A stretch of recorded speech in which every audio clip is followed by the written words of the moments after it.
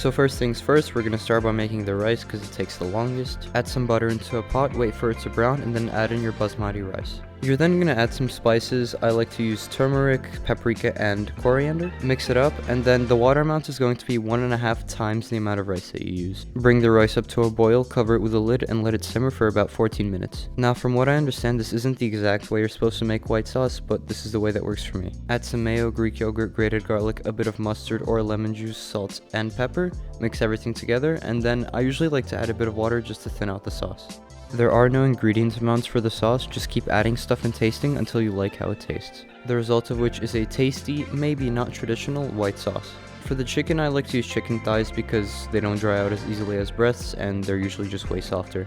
I add salt, pepper, paprika, and coriander, and then I just smush the seasoning around to get everything covered. When you've seasoned one side, obviously flip it over, repeat the process, pat it dry, season it, and your chicken is ready to be cooked. Now normally right now I would use olive oil for the chicken, but because I don't want to interrupt any of the flavor of the rice or the white sauce, I use grapeseed oil as a neutral oil. The heat should be anywhere from medium to medium highish throughout the entire cooking process. The thing is, with this chicken we want it to be a little bit black, but not burned. That little bit of black is going to give a nice smoky kind of grilled flavor to the chicken that is going to fit really well with all the other ingredients. By the way, after your rice has been cooking for 14 minutes, leave the lid on until the chicken is done.